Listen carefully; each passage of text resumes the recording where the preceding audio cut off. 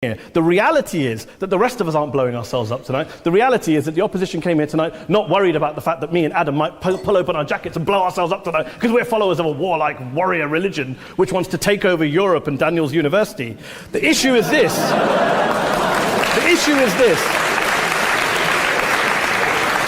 Unless the opposition can tell us tonight, and Peter Atkins is here, one of our great atheist intellectuals, can tell us tonight, can answer this question tonight, why don't the vast majority of Muslims around the world behave as violently and aggressively as a tiny minority of politically motivated extremists? Then they might as well give up and stop pretending they have anything relevant to say about Islam or Muslims as a whole. Ladies and gentlemen, let me just say this to you. Think about what the opposite of this motion is.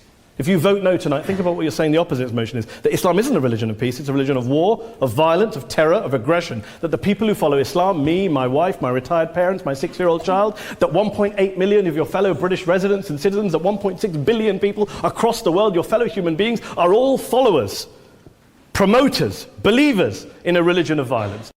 Mehdi Hasan recently delivered an astonishing, unfiltered, and powerful speech defending Islam as a religion of peace.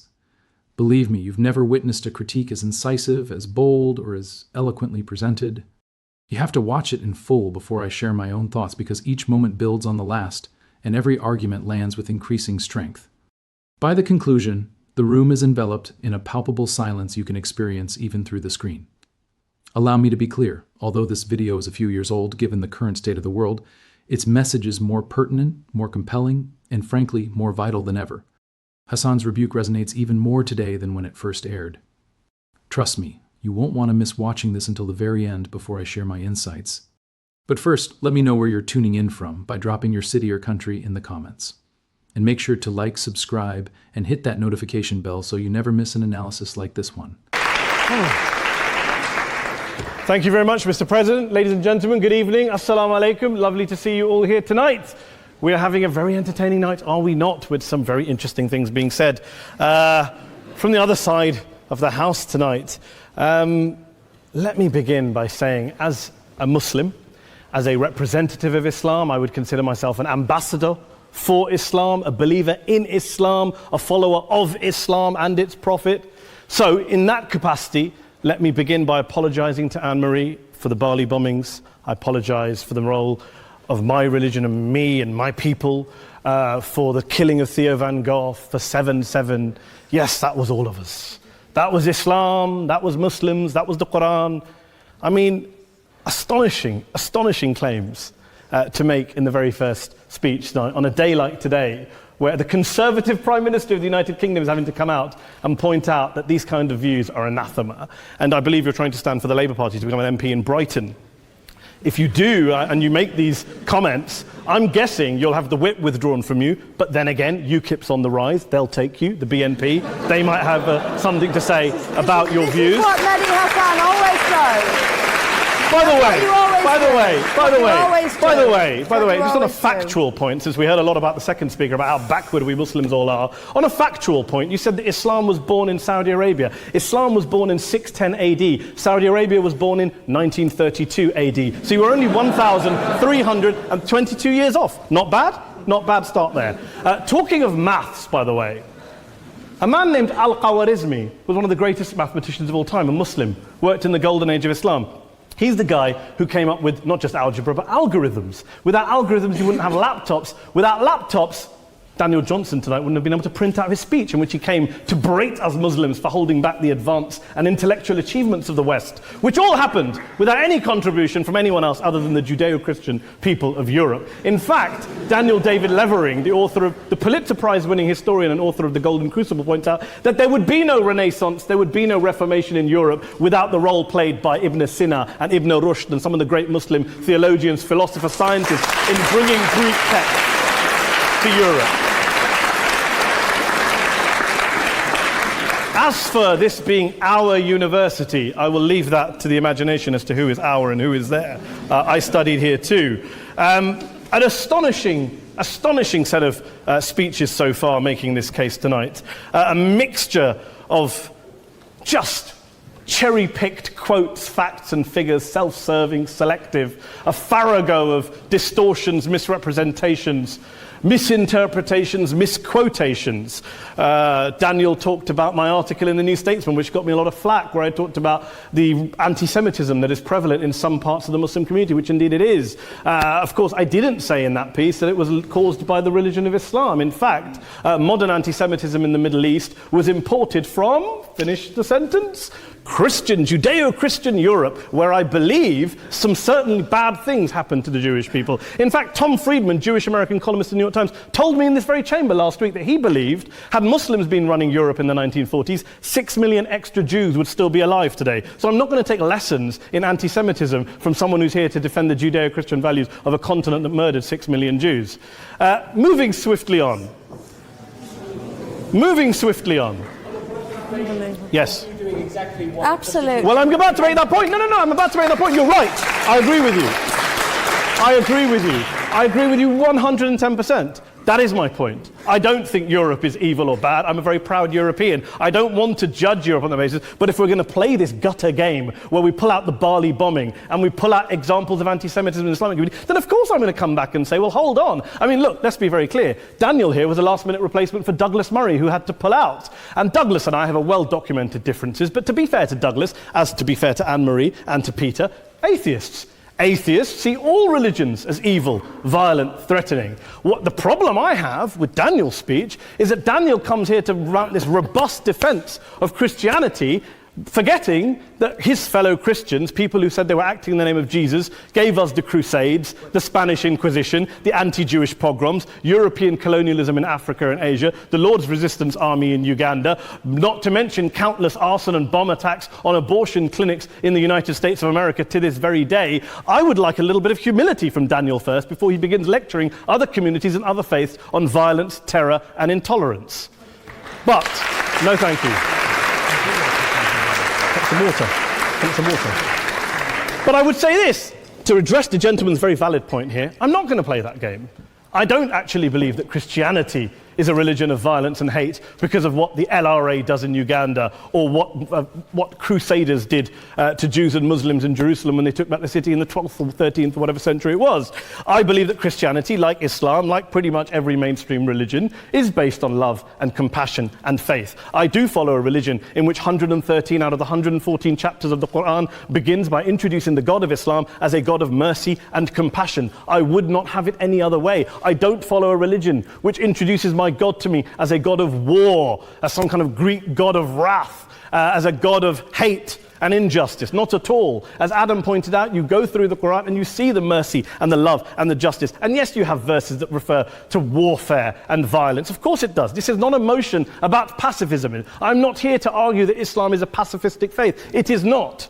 Islam allows military action, violence in certain limited contexts. And yes, a minority of Muslims do take it out of that context. But is it religious? We talked about Woolwich. Daniel and Anne-Marie have suggested that it's definitely religion that's behind all of this. Well, actually, what I find so amusing tonight is we're having a debate about Islam. And the opposition tonight have come forward. We have a graduate in law, a graduate in modern history, a graduate in chemistry. And, you know, I admire all of their intellects and their abilities, but we don't have anyone who's actually an expert on Islam, a scholar of Islam, a historian of Islam, a speaker of Arabic, even a terrorism expert or a security expert or a pollster, let alone to talk about what Muslims believe or think. Instead, we have people coming here, putting forward these views, putting forward these sweeping opinions. Listen to Professor Robert Pape of the University of Chicago, one of America's leading terrorism experts, who, unlike our esteemed opposition tonight, studied every single case of suicide terrorism between 1980 and 2005, 315 cases in total. And he concluded, and I quote, "There is little connection between suicide terrorism and Islamic fundamentalism or any of the world's religions. Rather, what nearly all suicide terrorist attacks have in common is a specific secular and strategic goal to compel modern democracies to withdraw military forces from territory that the terrorists consider to be their homeland." And the irony is, when we talk about terrorism, the irony is that the opposition and the Muslim terrorists, the Al-Qaeda types, actually have one thing in common, because they both believe that Islam is a warlike, violent religion. They both agree on that. They have everything in common.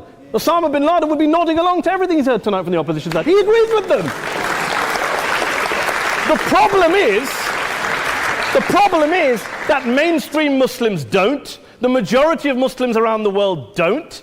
In fact, a gentleman here started quoting all sorts of polls. Gallup carried out the biggest poll of Muslims around the world of 50,000 Muslims in 35 countries. 93% of Muslims rejected 9/11 and suicide attacks. And of the 7% who didn't, they all, when polled and focus grouped, cited political reasons for their support for violence, not religious reasons. And as for Islamic scholars and what they say, well, Daniel talks about our University of Oxford. We'll go down to Oxford Centre for Islamic Studies, get hold of a man named Sheikh Afifi al-Akiti, who is a massively well-credentialed and well-respected Islamic scholar who has studied across the world, who in the days after 7/7 published a fatwa denouncing terrorism in the name of Islam, calling for the protection of all non-combatants at all times, and describing suicide bombings as an innovation with no basis in Islamic law. Go and listen to Sheikh Tahir al-Qadri, one of Pakistan's most famous Islamic scholars, who published a 600-page fatwa condemning the killing of all innocents and all suicide bombings unconditionally without any ifs or buts.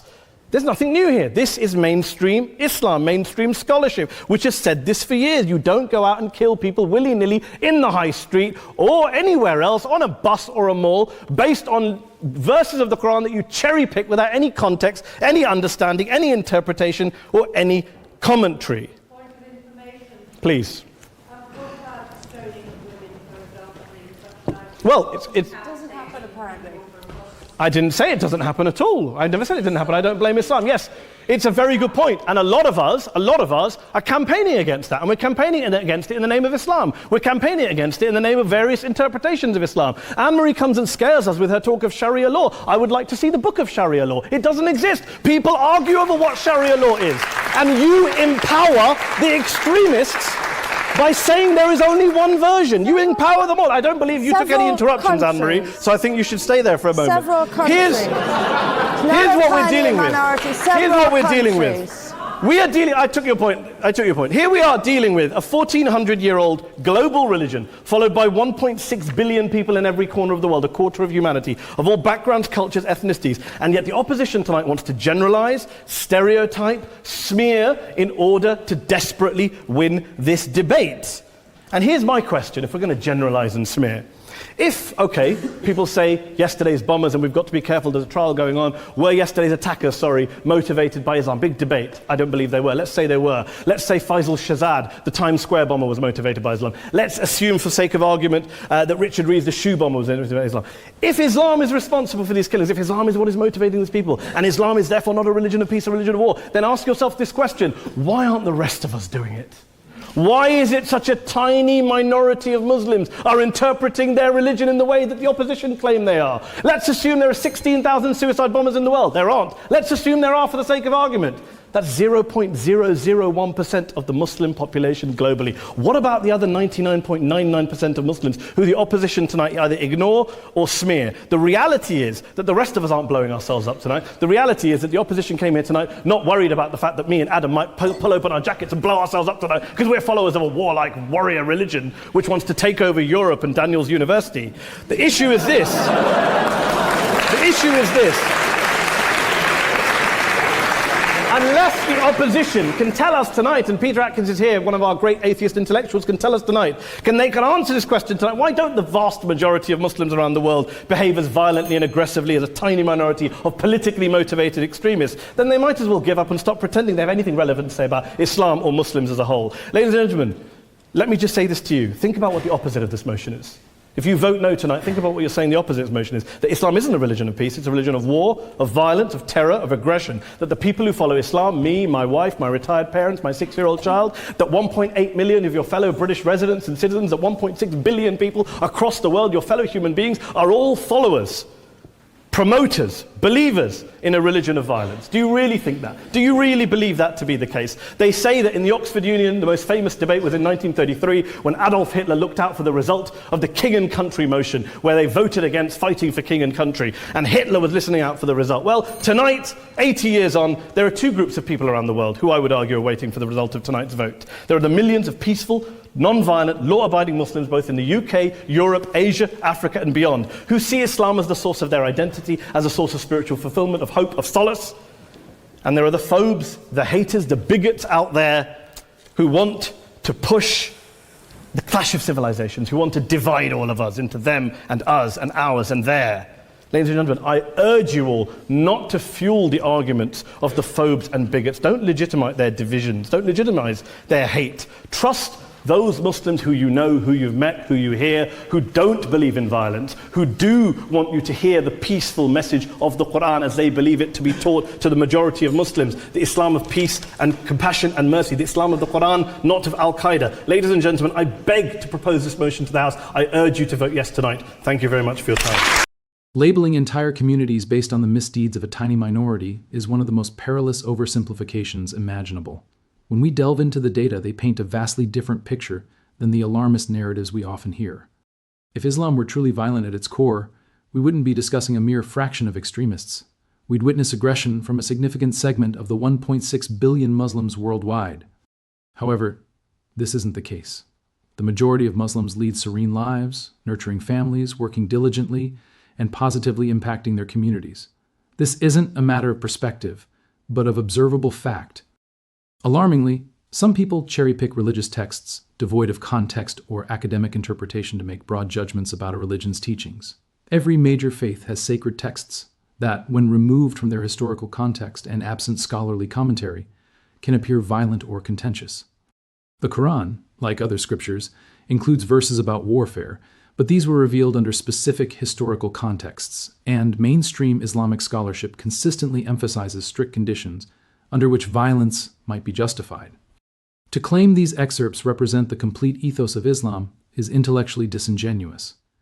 The hypocrisy becomes glaring when comparing how we critique other religions and ideologies. Acts of violence have been justified in the name of Christianity, from the Crusades to modern-day terrorism like bombings at abortion clinics. Yet, we don't label Christianity as innately violent. We recognize that any ideology can be exploited to justify violence. We afford this complexity to Christianity, Buddhism, even secular ideologies. But with Islam, we often abandon such nuance and rational thought. Studies by genuine terrorism experts, rather than commentators with political motives, indicate that terrorism's true drives are political and strategic, not purely religious. Analyzing the factors that lead individuals to extremism uncovers issues like occupation, political grievances, personal trauma, and tactical reasoning. Religion often becomes a tool for recruitment and an interpretative lens for these grievances, but not the fundamental cause. Neglecting this research due to inconvenient truths doesn't alter its validity. The ironic twist is that extremists, and those who claim Islam is inherently violent, actually find common ground. Both amplify the perception that Islam and the West are irreconcilable, that Muslims cannot coexist in Western societies, pushing the narrative of an unavoidable clash of civilizations. Mainstream Muslims reject this worldview entirely. They view their faith as a wellspring of peace, empathy, and moral guidance, exemplifying how Islam aligns with modernity, democracy, and pluralism. By generalizing Muslims based on extremist acts, society not only demonstrates intellectual laziness, but also empowers those extremists by reinforcing the notion that their interpretation is legitimate. Such a mindset tells 1.6 billion peaceful practitioners that their expression of faith is incorrect, while endorsing the violent views of a marginal few as authentic Islam. That is not only offensive, it's also a complete strategic misstep. If we aim to combat extremism effectively, we need a broader perspective. Additionally, discussions often sanitize historical realities. Some suggest that Western civilization evolved in isolation, dismissing contributions from other cultures. Such claims ignore the Islamic scholars who safeguarded Greek philosophy, revolutionized mathematics, advanced medicine, and made astronomical discoveries during Europe's Dark Ages, which would later fuel the European Renaissance. Algebra, algorithms, developments in optics and chemistry all have roots in Islamic scholarship. Ignoring these facts is to deny a vast span of human achievement because it clashes with a narrative of cultural superiority. The allegation that Islam impedes progress becomes ludicrous when set against historical backdrops. The Islamic Golden Age was characterized by a blossoming of intellect precisely because the civilization championed knowledge, discourse, and scientific exploration. The subsequent decline resulted from political turmoil, colonial pressures, and authoritarian rule, not from inherent religious faults. Today, while many Muslim-majority countries face challenges, scrutinizing political instability, foreign interventions, Western-backed dictatorships, and economic exploitation offers more accurate insights than simply blaming religion. Furthermore, there's a noticeable disparity in reactions to violence. When a Muslim commits a terrorist act, the entire faith is scrutinized, and all Muslims are expected to condemn the act. However, when a white supremacist instigates violence, like an attack on a church or synagogue, we appropriately label them as fringe elements without demanding all Christians or white individuals to account for these actions. This discrepancy highlights underlying prejudices. Either individual accountability is key or collective guilt is ascribed, but using double standards based on the offender's religion or ethnicity is unacceptable. Conversations around anti-Semitism must be accurately directed. Indeed, anti-Semitism exists in specific Muslim circles, a genuine concern that warrants acknowledgement and resolution. But attributing such prejudices to Islamic theology ignores the fact that modern anti-Semitism in the Middle East has European origins, a byproduct of centuries-old Christian anti-Semitism that horrifically culminated in the Holocaust. 6 million Jews perished in a Europe professing defense of Western civilization. This is recent history. Deriving that Islam harbors a distinct affinity for anti-Semitism, unlike Christianity, demonstrates an absence of historical knowledge. It's imperative for Muslim communities to confront and denounce any anti-Semitism within, certainly, yet criticisms from defenders of a culture responsible for the greatest genocide against Jews lack moral weight. Likewise, the hysteria over Sharia law reveals how misunderstood Islamic jurisprudence is. Sharia isn't one universal code that Muslims adhere to uniformly. It's a vast, varied compilation of legal interpretations differing across countless schools of thought, cultures, and eras. It primarily relates to personal conduct, prayer, dietary rules, ethical guidelines. The notion that every Muslim seeks to implement archaic penalties in Western societies is a myth propagated by those unfamiliar with Islamic law and unacquainted with many Muslims' perspectives on their faith. A critical understanding is fundamental, evaluating specific beliefs, interpretations, and political movements within any religion is legitimate. No faith should be immune to criticism, yet there lies a distinct divide between thoughtful critique and outright vilification. Declaring that a quarter of humanity follows a fundamentally violent ideology isn't criticism, it's bigotry. Dismissing evidence, scholarship, and lived experiences that challenge preconceived thoughts isn't an honest dialogue. Those perpetuating the notion that Islam is violent fail to sufficiently answer a pivotal question. If Islam itself were problematic, why do most Muslims refrain from violence? If Islamic exhibits mandate warfare and aggression as core precepts, why aren't the majority of Muslims fighters? You cannot argue it both ways. Either texts reflect what extremists claim, and we should witness far greater violence from greater numbers of Muslims, or the texts are interpretative, contextual, capable of scholarly consideration. In which instance, the widespread peaceful interpretation observed globally holds validity equal to, if not surpassing, the violent interpretation of a narrow faction. In reality, Muslims are more likely to become victims of terrorism than perpetrators. They're dying fighting extremism. Muslim scholars actively issue religious edicts denouncing terrorism. Muslim communities strive to prevent radicalization. These voices, however, often remain unheard because they counter prevailing narratives. It's far easier to designate Muslims as a uniform threat than to acknowledge their diversity, their internal discussions, the millions, striving for peace while contending with extremists overshadowing their religion. Declaring whether Islam embodies peace is less about the faith and more about our readiness to perceive Muslims as individuals rather than threats. It questions whether facts and evidence prevail over irrational fears and biases. It tests our resolve to align with the peaceable majority rather than validate the extremist narrative.